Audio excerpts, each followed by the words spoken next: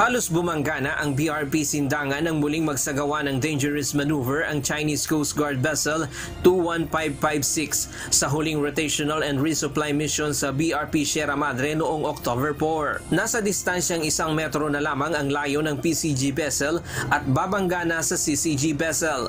Nakakabahala siya in a way na kung hindi magaling ang ating mga Coast Guard skippers, no, na nagmamando ng ating mga barko, may posibilidad na tayo ay bumangga sa China Coast Guard vessel at maging isang incident ito at it might jeopardize ang kaligtasan ng ating mga personnel.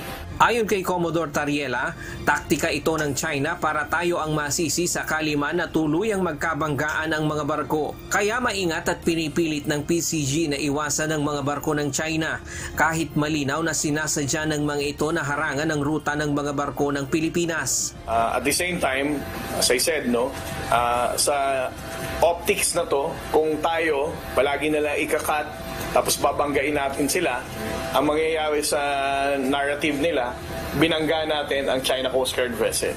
So ito ang ating iniiwasan, no? 4 na Chinese Coast Guard vessel at 5 maritime militia vessel ang humarang sa mga barko ng PCG. Naobserbahan din ng PCG ang isang PLA aircraft na nagsasagawa ng surveillance sa Sabina Shoal pero umalis din ito nang dumating ang RORE contingent ng Pilipinas. Ayon kay Tariela, ito ang unang pagkakataon na lumapit ng hanggang 0.5 nautical miles ang People's Liberation Army Navy ng China sa barko ng Pilipinas. Sa kabuuan, 8 beses nagsagawa ng dangerous maneuver ang mga barko ng China sa mga barko ng Pilipinas. Nasaksihan mismo ito ni Special Envoy to China Teddy Boy Locsin Jr. na personal na sumama sa RORE mission.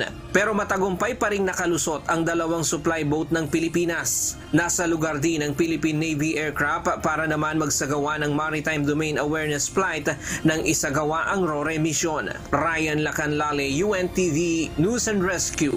Diyos ang aming sandigan, serbisyo publiko ang aming pinahahalagahan.